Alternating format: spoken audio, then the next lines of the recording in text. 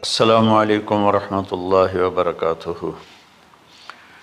الحمد للہ الذی بیدہ الملک وہو علی کل شیء قدیر، هو الاول والآخر والظاہر والباطن وہو بکل شیء علیم، واشہد ان لا الہ الا اللہ وحدہ لا شریک لہ، واشہد ان سیدنا ومولانا محمدا عبدہ ورسولہ، ارسلہ بالحق بشیرا ونذیرا وداعیا الی اللہ بإذنہ وسراجا منیرا، صلی اللہ تعالی علیہ وعلی آلہ وعلی اصحابہ وبارک وسلم تسلیما کثیرا کثیرا، اما بعد فاعوذ باللہ من الشیطان الرجیم، بسم اللہ الرحمن الرحیم۔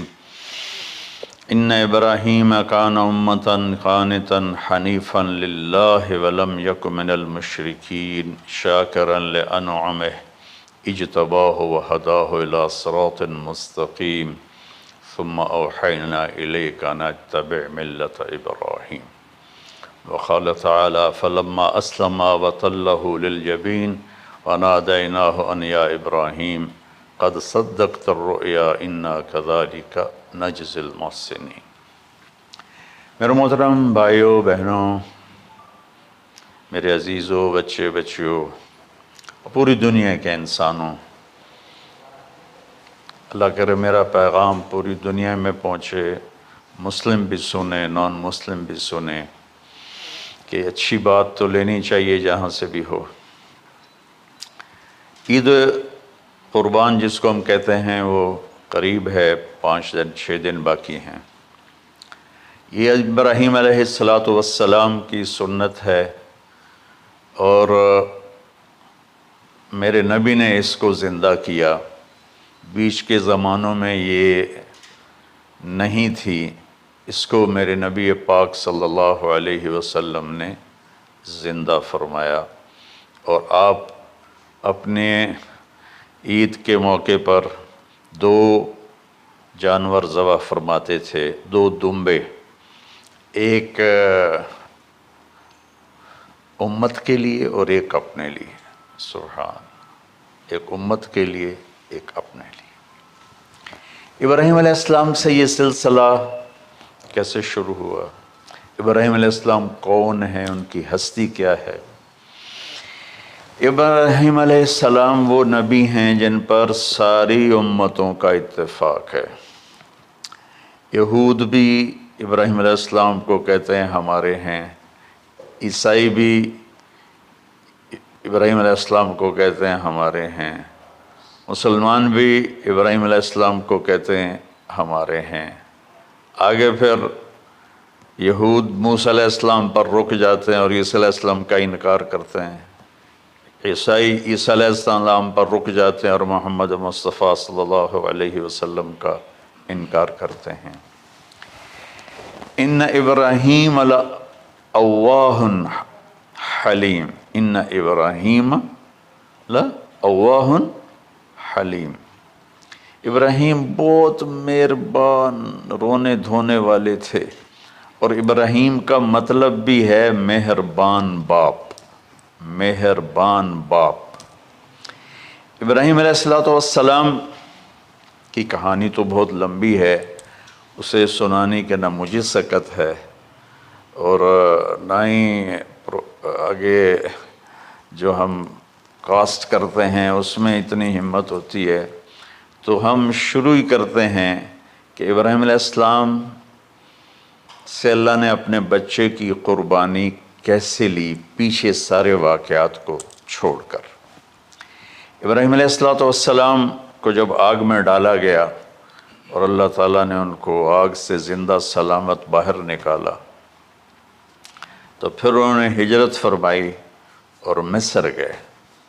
مصر کا جو بادشاہ تھا وہ ہر آنے والی عورت کو زبردستی 1 رات اپنے کمرے میں رکھتا تھا، تو اس نے حضرت سارہ علیہ السلام کو بھی قبضہ کر کے اپنے کمرے میں رکھا۔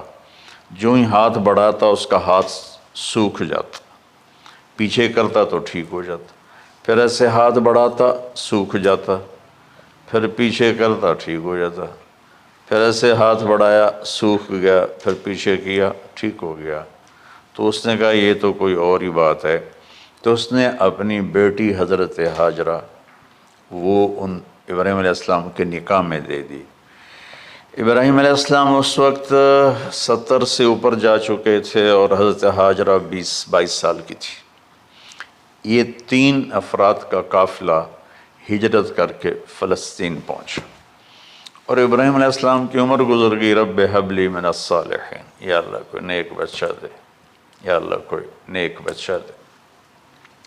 اولاد کا نیک ہونا ضروری ہے، ڈاکٹر بنے، انجینئر بنے، عالم بنے، مفتی بنے، ان میں سے کوئی چیز ضروری نہیں، اولاد کا نیک ہونا ضروری ہے، اور اس کے لیے والدین کو ٹائم دینا پڑے گا، والدین کو محبت دینی پڑے گی، والدین کو گود دینی پڑے گی، والدین کو شفقت دینی پڑے گی، ورنہ اولاد اور ماں باپ 2 کنارے بن جائیں گے۔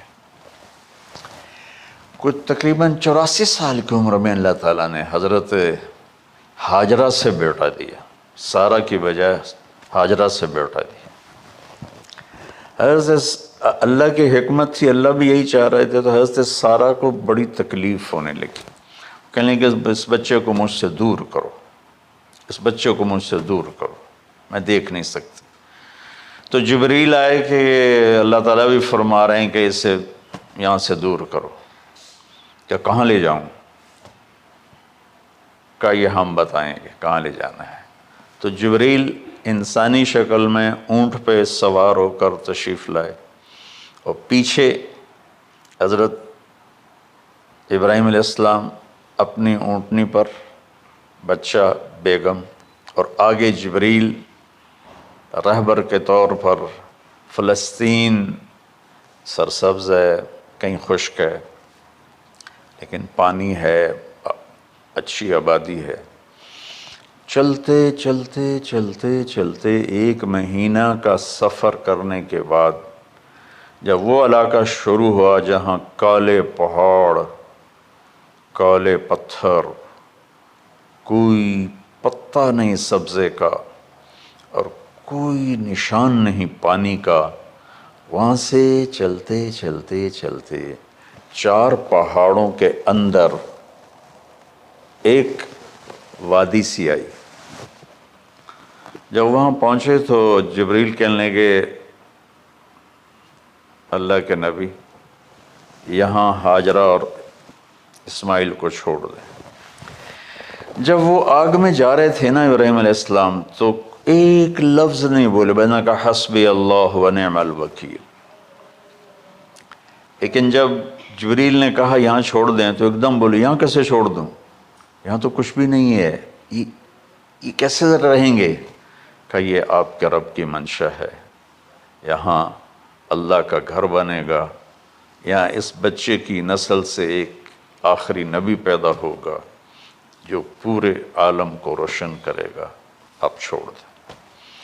تو وہ وہاں 3 دن رہے، ان کے لیے ایک چھپر سا بنایا لکڑیاں کاٹ کے، یا 2 دن رہے یا 1 دن، یہ تو کوئی تحقیق کوئی نہیں ہے، لیکن ایک چھپر سا ان کو بنا کے دیا ایسے، یعنی اس ایک اوپر وہ لکڑیوں کی چھاؤں کر دی اور نیچے ایسے بانس سے گاڑ دیے اور چل پڑے۔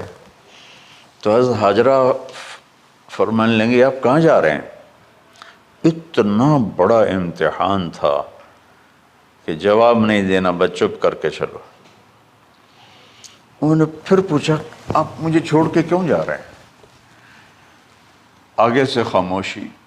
چلتے چلتے 3 میل تک وہ اس طرح چلی۔ جب وہ کدئی پہنچیں تو اس وقت ان کو خیال آیا یہ اللہ کے نبی ہیں، کہیں ان کو اللہ نے نہ کہا۔ تو ان کا اللہ امرک، کیا آپ کو اللہ نے کہا کہ مجھے چھوڑ دیں؟ کہنے لگے ہاں، یوں کیا۔ ایک دم ایک نئی ہاجرہ نے جنم لیا، کہ اذن، یوں گردن، اذن لن یضیعنا اللہ، جاؤ پھر میرا اللہ مجھے ضائع نہیں کرے گا۔ ابراہیم علیہ السلام بوجھل دل کے ساتھ پیدل چل رہے تھے، دونوں میاں بیوی اونٹنی پہ سوار ہوئے، اور وہ اپنے بچے کو گود میں لے کر ایسے کھڑی ان کو دیکھ رہے تھے۔ یہ کوئی مہینے کے لیے نہیں جا رہے تھے، پتہ نہیں ہے کب واپس آئیں۔ اج دے وچھڑے قد ملن گے، جانے رب رحمان۔ دیکھتی رہیں۔ انہوں نے ایسے پہاڑی کے اوپر چڑھے کہ اونٹ نیچے اتری، تو پھر انہوں نے منہ موڑا اور واپس اس وادی کی طرف چلی۔ کیا وقت تھا، صبح تھی، شام تھی۔ جو ابراہیم علیہ السلام غائب ہوئے تو ایک دم آپ نے اونٹنی کا منہ موڑا ادھر ہی اور کہا ربنا انی اسکنت من ذریت بواد غیر ذی زرع ربنا لیقیموا الصلاۃ۔ کیا درد ہے! آپ اندازہ لگاؤ، ایک آدمی کو 84 سال کی عمر میں بیٹا ملے اور پھر اسے ایسے جنگل بیابان میں چھوڑ دیا جائے، تو ان کے دل پہ کیا بیت رہی ہوگی۔ یہ اس دعا میں وہ درد ہے جو میرے بھی آنسو نکل رہے ہیں۔ ان کو 3 دفعہ قصہ سنا چکا۔ اے اللہ، تیرے ہی کہنے پر، تو جو میرا رب ہے، یا اللہ نہیں کہا، اللہم نہیں کہا، ربنا، یا اللہ تو مہربان ہے، اس میں بھی کوئی تیری مہربانی ہوگی، تیری محبت ہوگی، تیری شفقت ہوگی۔ انی اسکنت من ذریت، میں نے چھوڑ دیا اپنی اولاد کو، یا اللہ میں نے وہاں چھوڑا جہاں نہ پتا ہے، نہ دانا ہے، نہ پانی ہے، تو جان اور یہ جانے۔ اس درد بھری دعا نے عرش کو بھی ہلا دیا تھا، اور آپ نے منہ موڑا۔ اس باپ کو سوچو جو ہر قدم پہ اپنے معصوم بچے سے دور ہو رہا ہے، اور اس ماں کو سوچو جو ہر قدم پہ اپنے خامن سے دور ہو رہی ہے۔ ابراہیم کی منزل تو آگے گھر ہے، 2 بیویاں اور ہیں، ادھر تو پتھروں کے ساتھ دوستی ہے۔ جب ہاجر، میں ایک دفعہ میں ایسے سوچ میں بیٹھا، میں اتنا رویا۔ میں نے کہا جب وہ ہماری ماں ہاجرہ وہاں اکیلی بیٹھی ہوگی، وہ چاروں طرف اونچے اونچے پہاڑ تھے، اور اندر بیٹھنے والے کو باہر کا پتہ نہیں، باہر والے کو اندر کا پتہ نہیں۔ تو شام ڈھلی ہوگی تو اندھیری رات نے کیا ظلم ڈھایا ہوگا، کالے پہاڑوں کا اندھیرا، اندھیری رات کا اندھیرا۔ تارے بھی حیران ہوں گے، یہ کون بی بی بیٹھی ہوئی ہے۔ ستارے روزانہ ہی نکلتے تھے، لیکن آج وہ ایک نیا تماشا دیکھ رہے ہیں کہ ایک معصوم شہزادی ایک معصوم بچے کو گود میں لے کے بیٹھی ہے، کون اسے یہاں چھوڑی۔ چاندنی رات ہی تو چاند بھی حیران ہو رہا ہوگا، یہ کیا ہو رہا ہے، یہ کیا ہو رہا ہے، یہ کیا ہو رہا ہے۔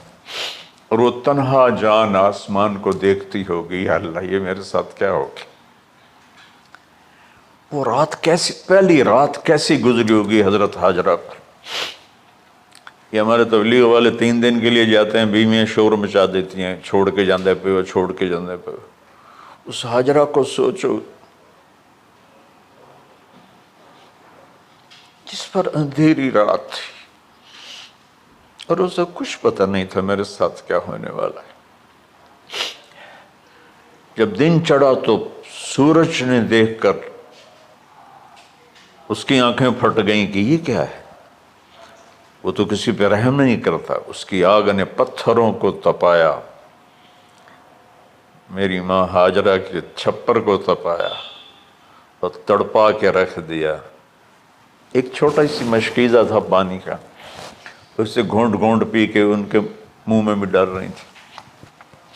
اس مشکیزے پر 3 دن گزرے، پانی ختم ہو گیا۔ ہم 92 کے حج میں پھنس گئے مزدلفہ سے پہلے تو ہماری بس میں پانی کوئی نہیں تھا. جو اس وقت ہمارا حال ہو، ہمیں پتہ تھا 2-4 گھنٹے کے بعد پانی ہے، لیکن جو اس وقت بچے بھی تھے، چیخ و پکار تھی. ہاجرہ کی چیخیں کون سن رہا تھا؟ اور ادھر اسماعیل کی دھاڑ دھاڑ شروع ہو گئی، پیاس کی وجہ سے، بھوک کی وجہ سے. بے بس ماں دیکھ رہی ہے، میں کیا کروں؟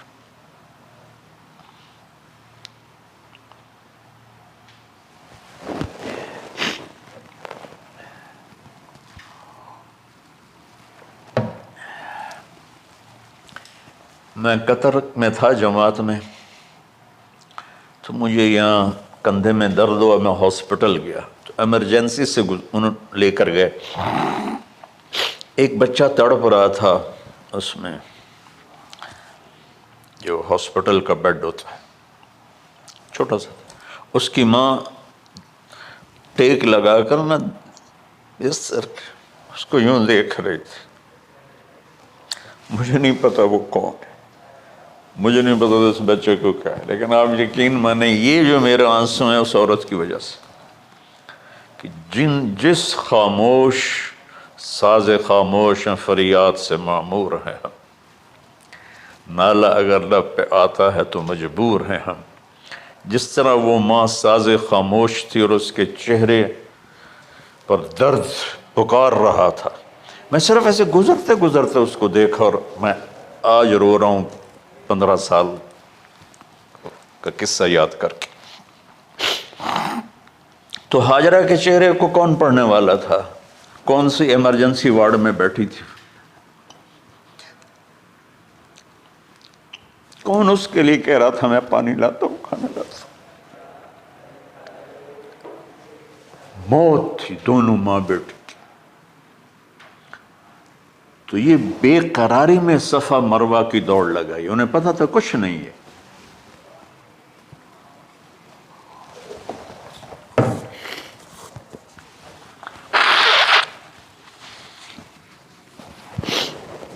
انہیں معلوم تھا کچھ نہیں ہے، لیکن وہ اس کو تڑپتے دیکھ نہیں پا رہے. وہ بھاگیں، صفا پہ چڑھی، ادھر دیکھ ادھر دیکھ، ابھا دیکھاں لمحہ دیکھاں، ڈٹھی دل کو دیواں ٹیکاں، سجن مل سم کے مر پوساں. یہ ہماری سرائکی کا شاعری ہے. مشرق دیکھتے ہوں، مغرب دیکھتے ہوں، دائیں بائیں دیکھتے ہوں، کوئی ہے میری فریاد سننے والا. یہ حالت تھی اس وقت ام اسماعیل کی. نیچے اتری جہاں وہ ٹیوب لائٹس آتی ہیں، وہاں وہ نیچے ہو گئے اور بچہ غائب ہو گیا. تو دوڑ لگاتے. مصر کی شہزادی اور مکے کے نوکدار پتھروں کے اوپر دوڑ رہی تھی.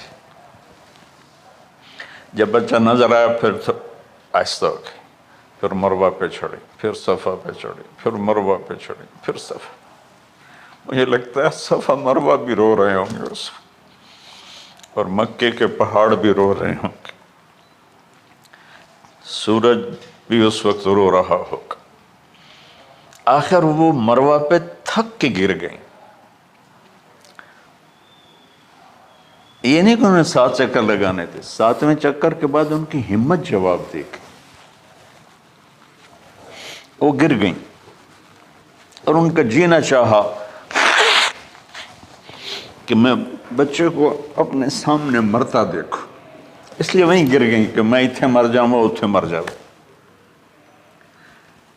پھر ایسے حسرت بھری نظروں سے یوں دیکھا مر گیا کہ نہیں، تو وہاں ایک آدمی کھڑا تھا. پھر مردہ جسم میں پھر جان آ گئی. پھر انہوں نے اپنے آپ کو اٹھایا اور دوڑ لگائی.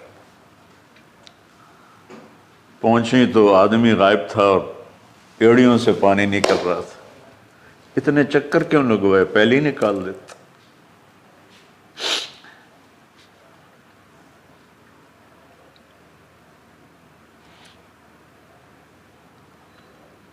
عاشق ہوں میں عشق کماں میں، دل رکھیں وانگ پہاڑاں ہو،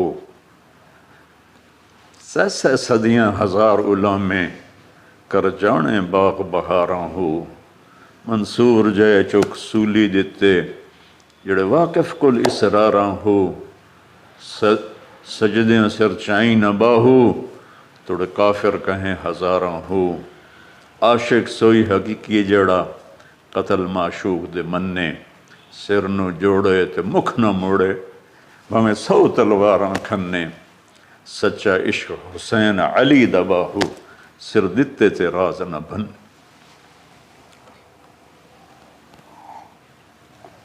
کوئی ابراہیم کا گلہ نہیں، شکوہ نہیں۔ یہ 7 چکر اور تڑپ اور درد، اس کے بعد پانی کیوں نکالا؟ پہلے کیوں نہیں نکالا؟ کہ عشق کا راستہ ہی ہے۔ میرے گھر کے راستے میں کوئی کہکشاں نہیں ہے، راستہ عشق اشقا سے۔ اشقا کہتے ہیں آکاس بیل جو درخت کو چمڑ جاتی پیلی، تو وہ درخت اس کا ایسا عاشق ہوتا ہے، سب کچھ اس کو کھلا کے خود خوش ہو کے جل کے بالن بن جاتا ہے۔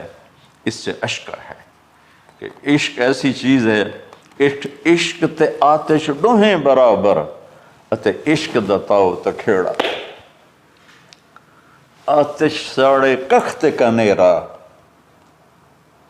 عشق ساڑے دل جیڑا۔ خواجہ غلام فرید صاحب کی شاعری سنا رہا ہوں کہ عشق میں بھی آگ ہے اور لکڑی میں بھی آگ ہے۔ لکڑی کی آگ خس و خاشاک کو جلاتی ہے اور عشق کی آگ دل کو جلا کے برباد کر دیتی ہے۔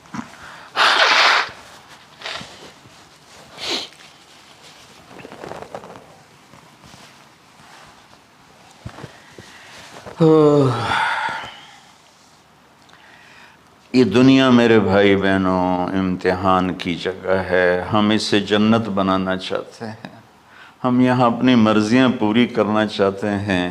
اللہ کی قسم، اللہ کی قسم، اللہ کی قسم، جس نے اپنی مرضی پہ چلنا شروع کیا وہ تباہ ہو گیا، جو اللہ رسول کی غلامی کے دائرے میں آیا وہ کامیاب ہو گیا۔ دیکھا تو پانی ابل رہا ہے، ابل رہا ہے، ابل رہا ہے، فوارے مار رہا ہے۔ تو اس وقت عبرانی لینگویج تھی تو ان کا زمزم زمزم، ٹھہر جا ٹھہر جا ٹھہر جا۔ وہ نیچے زور، اللہ کو بھی یہی منظور تھا، وہ نیچے زور۔ میرے نبی نے فرمایا اگر میری ماں زمزم نہ کہتی تو پورے عرب کو یہ پانی سیراب کر دیتا۔ اور آپ حیران ہوں گے، آج کل تو بہت زیادہ ایڈوانس ہے سائنس، تو سعودی گورنمنٹ نے کہ یہ اس کا سورس کیا ہے، یہ پانی کہاں سے آ رہا ہے، طائف تک ساری زمین کو کھنگالا، کوئی اس کا پیچھے سے لنک نہیں ہے۔ کہیں چشمہ ہوتا ہے نا تو پیچھے لنک ہوتا ہے، کہیں سے پانی نکل ہوتا ہے پیچھے سے لنک ہوتا ہے۔ زمزم کا کوئی لنک نہیں۔ جو ہی موٹر چلاتے ہیں تو 8-9 جھرنے ہیں، سوراخ، وہاں سے پانی ابل ابل کے آنا شروع ہو جاتا، اور جو ہی موٹر بند کرتے تو وہ جھرنوں کا پانی بند ہو جاتا۔ اس میں نہ مچھر ہے، نہ اس میں کوئی کیڑا ہے، نہ کوئی مکوڑا ہے، پاک صاف پانی، زمزم زمزم۔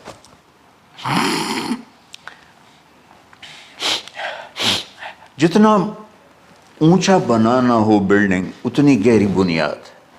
اس ماں بیٹے سے محمد مصطفیٰ نے آنا ہے تو پھر بنیاد تو گہری ہوگی نا، ایسے تو نہیں ہے نا۔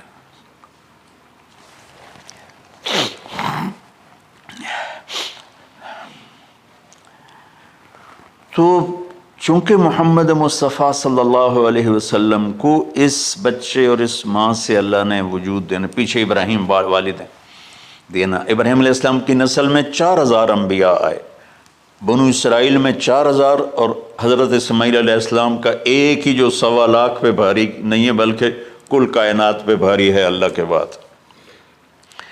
تو اس لیے پسائی ہوئی یہ جو بناتے ہیں اپنی باڈیز، وہ اپنی کتنی پسائی کرتے ہیں، وزن اٹھاؤ، دوڑو، وہ کیا کیا اپنے آپ کو مشقت میں ڈالتے ہیں، تب جا کے وزن وہ نکھر کے آتے ہیں۔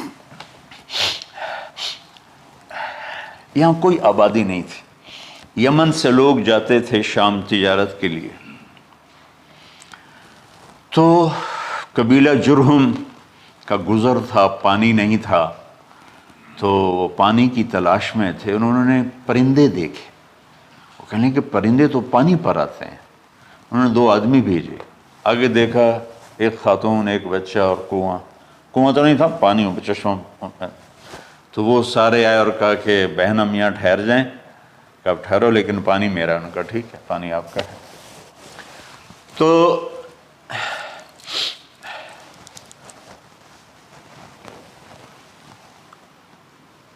ایک سال کے بعد اجازت ملی، جاؤ مل کے آؤ، مل کے آؤ۔ جس گھاٹی سے ابراہیم کو جدا کیا تھا اس پر کتنی دفعہ حضرت ہاجرہ کی نظر پڑتی ہوگی،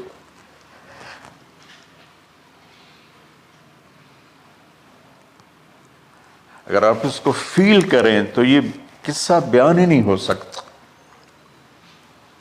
بس رونا ہی پڑے گا۔ اور خاص طور پر آج کے دور میں جب کوئی اللہ کو کی ماننے کے لیے تیار ہی نہیں ہے، کوئی جہنم سے ڈرنے کے لیے تیار نہیں، کوئی جنت کی طلبگار نہیں۔ 1 سال کے بعد اونٹنی کا سر نظر آیا تو دل اچھل کے آسمان کو جا لگا کہ میری آنکھوں کی ٹھنڈک آ گئی، میرے سر کا سایہ آ گیا، میرے بیٹے کی چھاؤں آیا۔ وہ اونٹنی بٹھائی، کہا تشریف لائیے، کہنے لگے اترنے کا حکم نہیں ہے، صرف ملاقات۔ نہ آتے صبر آیا ہوا تھا، صبر توڑ کے پھر جا رہے ہیں، تو اف نہیں کی آہ نہ کر لبوں کو سی، زخم پہ زخم کھا کے جی، اپنے جگر کا لہو پی، آہ نہ کر لبوں کو سی، عشق ہے دل لگی نہیں، سینے پہ تیر کھائے جا، آگے قدم بڑھائے جا، یعنی زبان حال سے کہہ دے اس کے ہاں ستائے جا۔ کوئی شکوہ گلہ نہیں ہے، یہ کیا ملنا ہے، نہ آتے وہیں بیٹھے رہتے۔ کہنے لگے اچھا بچہ گود میں دے دو، سینے سے لگا، پیار کی، بہتے آنسو بچے کے رخسار پہ گرے، بچوں کو پتہ نہیں کون ہے۔ کہنے لگی اجازت ہے آپ کا سر دھو دوں، منہ دھو دوں، پاؤں دھو دوں، ہاتھ دھو دوں، یہ پانی پاک ملا ہے، ٹھیک ہے واپس۔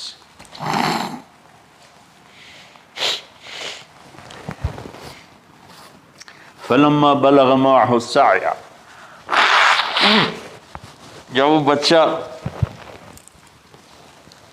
بھاگنے دوڑنے لگا، دل میں اتر گیا، نظروں کو بھا گیا، تو خواب آنے شروع ہوئے، قیمتی چیز قربان کرو، پتہ نہیں کتنی بکریاں قربان کر دیں، پھر خواب آیا قیمتی چیز قربان کرو، پھر گائے قربان کر دیں، عدد مجھے یاد نہیں ہے، پھر خواب آیا قیمتی چیز قربان کرو، اونٹ قربان کر دیے، پھر خواب آیا قیمتی چیز قربان کرو، تو پھر خیال آیا کہ یہ اسماعیل کی طرف اشارہ ہے۔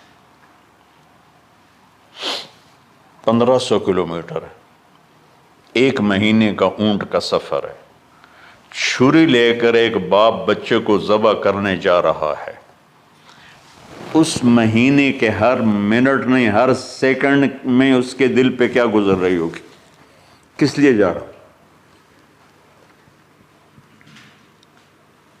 ساری دنیا پھرتے ہیں، جب گھر واپس آنے کا ہوتا ہے تو خوش ہو رہے ہوتے ہیں کہ پاکستان جا رہے ہیں، پاکستان جا رہے ہیں۔ کتنی دفعہ اللہ نے دنیا پھرائی یہ، اور اس باپ کی عمر اب 92 سال ہو چکی، 92 سال مولانا صاحب، اور اس کی اونٹنی کے قدم کے ساتھ نہیں، ہر سیکنڈ کے ہر کروڑویں حصے میں ابراہیم کا دل پھٹتا ہوگا کہ اس معصوم بچے کو ذبح کیسے کروں۔ اللہ کی مان کے دکھا دی۔ اللہ نے تو ہمیں دین ہی آسان دیا ہے، ہم سے تو نہیں بچوں کی قربانی مانگی۔ ابو بکر صدیق رضی اللہ تعالیٰ عنہ نے فرمایا تھا، یا رسول اللہ، ایک آیت ہے جس میں کا مفہوم یہی ہے، اگر اللہ ہمیں کہتا نا بچے قربان کرو، ہم بھی چھریاں چلا دیتے۔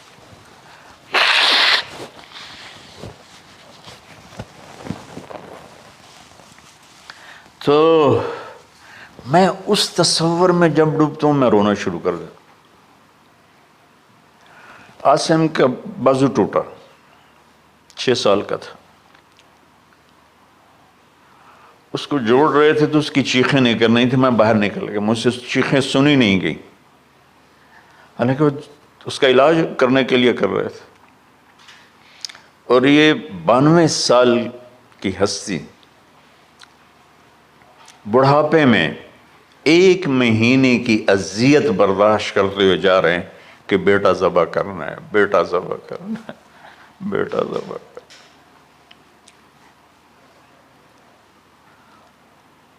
تو وہاں پہنچے تو اب اسماعیل نے جانا ہے کہ یہ ہیں میرے ابا، وہ کیسے لپٹے ہوں گے، کیسے چوما ہوگا، کیسے پیار کیا ہوگا، یہ بیوی کا آپس میں۔ یہ نہیں پتا کہ کتنے عرصے بعد انہوں نے ایک قدم اٹھایا، لیکن کہا کہ بچوں کو تیار کرو، میں اس کو سیر کرانے لے جا رہا ہوں۔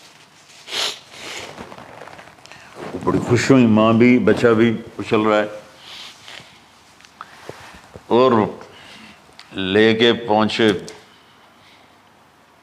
جمرہ کبریٰ پر، وہ جو شیطان کو 3 جگہ مارتے ہیں تو آخری جگہ وہاں، اس وقت ایک تنگ سی جگہ تھی پہاڑوں میں گھری ہوئی، وہاں پہنچے تو کہتے ہیں یا بنی انی، کوئی شک شبہ والی بات نہیں ہے، ارا فی المنام انی اذبحک، میں نے تمہیں ذبح کرنا ہی ہے، انی میں نے تمہیں ذبح کرنا ہے، فانظر ماذا تری، تیری رائے کیا ہے؟ قربان جاؤں اس ماں پہ جس نے 7-8 سال کے بچوں کو کیا تربیت دی۔ یا ابت افعل ما تؤمر، یعنی یا ابت افعل، بیچ میں کوئی حرف نہیں، کوئی عطف نہیں، یا ابت افعل بما تؤمر ستجدنی انشاء اللہ من الصابرین۔ اس عمر میں اپنی قربانی کو اللہ کے ساتھ جوڑا، ابا کرو آپ۔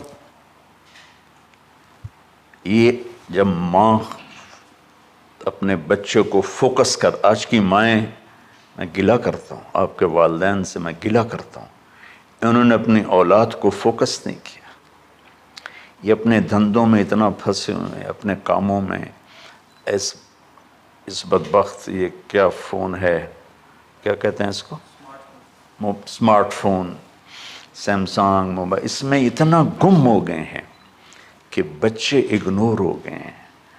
3 سال کا بچہ سکول جا رہا ہے، اسے ماں کی گود چاہیے، اسے سکول بھیج رہے ہیں، وہ وہاں، میرے بچے کو ڈسلیکسیا تھا، اس کو عاصم کو، اس کو پڑھنا نہیں آتا تھا، ایک بیماری ہے، تو اس کی ٹیچریں مار مار مار اس کا حشر کر دیتی، میرا بچہ برباد کر دیا انہوں نے۔ وہ 6 سال کی عمر میں ڈپریشن کا شکار ہو۔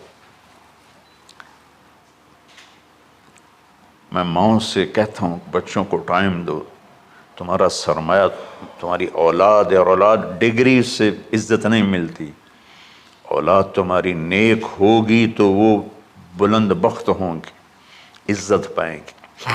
پاکستان کو پڑھے لکھوں نے لوٹا ہے، ان پڑھوں نے نہیں لوٹا۔ ابا جی، بابا جی، آپ کریں نا، دیر کیوں کر رہے ہیں؟ ستجدنی انشاءاللہ من الصابرین، آپ دیکھیں گے میں آپ کی آزمائش پہ پورا اتروں گا اور اللہ کی آزمائش پر بھی پورا اتروں گا۔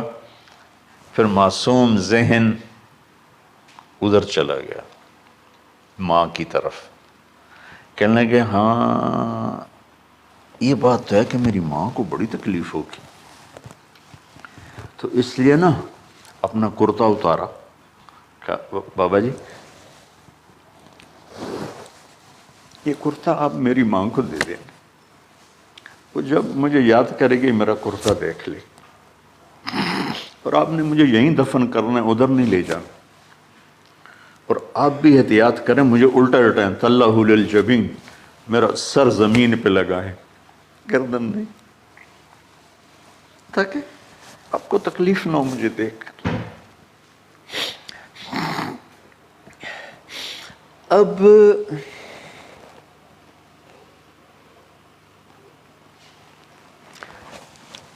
میں تو مرغی ذبح ہو رہی ہوں نا تو اس کو تڑپتے نہیں دیکھ سکتا۔ قربانی کے لیے مفتی صاحبان کہتے ہیں کہ اوپر کھڑا ہونا چاہیے، خود کرے یا اوپر کھڑا ہو، میں نہیں کھڑا ہو سکتا۔ جانور جب تڑپتا ہے تو مجھے کچھ ہونے لگتا، تو میں بچوں کو بھیجتا ہوں جاؤ قربانی پہ کھڑے ہو۔ جیسے ابراہیم علیہ السلام کا تصور کر کے میری چیخیں نکل کہ انہوں نے جب ان کی کمر پہ گوڈا رکھا ہوگا یوں کر کے، ہاتھ باندھے، پاؤں باندھے، اور سر کے بال یوں اٹھا کے یہاں لائے ہوں گے سر کو، اور چھری یہاں رکھی ہوگی، کیا کیفیت؟ تو یوں آسمان کو دیکھ کر کہ یا اللہ کیا تم مجھ سے ناراض ہو گیا کہ میرے دل میں اسماعیل زیادہ اتر گیا ہے؟ یا اللہ ایسا کبھی نہیں ہے، یا اللہ یا میرا کوئی امتحان تو لے رہا ہے، یا اللہ تیرے اوپر سب کچھ قربان ہے، اور یوں چلائی، اور اللہ تعالیٰ نے چھری کی کیا حیثیت ہے، اس نے چلنے سے انکار کر دیا، پھر چلائے، پھر چلائے۔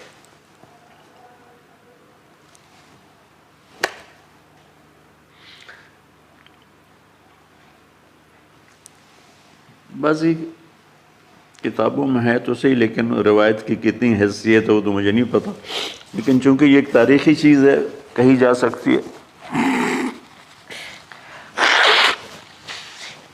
کہتے ہیں پھر گئے اور چھری کو تیز کیا پتھر پر، تیز کر کے جب آئے نا اور بال پکڑے، آسمان کے فرشتے 2 دفعہ روئے ہیں انسانی تاریخ میں، آسمان کے فرشتے 2 دفعہ روئے ہیں انسانی تاریخ میں۔ ایک جب ابراہیم علیہ السلام نے ان کی کمر پہ اپنا گھٹنا رکھا کہ سر کے بال پکڑ اور چھری پکڑ کے یہ کہا یا اللہ تم مجھ سے ناراض ہو، تو آسمان کے فرشتوں کی چیخیں نکل گئی۔ اور ایک جب اللہ کے نبی کو طائف میں پتھر پڑے کہ اللہ من یشکو الیک ضعف قوتی، تو آسمان کے فرشتوں کی چیخیں نکل گئی۔ جب ہمارے نبی کو طائف والوں نے مارا اس پر، یہ 2 دفعہ آسمان کے سب فرشتے روئے۔ تو پھر اللہ نے کہا بس، نادیناہ ان یا ابراہیم قد صدقت الرؤیا انا کذلک نجزی المحسنین، ابراہیم تو پاس ہو گیا ہے، چھری چل گئی، اور آنکھوں پر تو پٹی تھی، چھری چل گئی، پٹی کھولی تو سامنے کبش تھا، دمبا اور اسماعیل اور جبریل کھڑے ہوئے تھے۔ اس جانور کی قربانی ایک علامت ہے، اس قربانی سے ایک پیغام ہے کہ اپنے غلط جذبات کو اللہ پر قربان کرو۔ ہم سے اللہ نہیں کہہ رہا بچے قربان کرو، ہم سے کہہ رہا غلط جذبات قربان کرو۔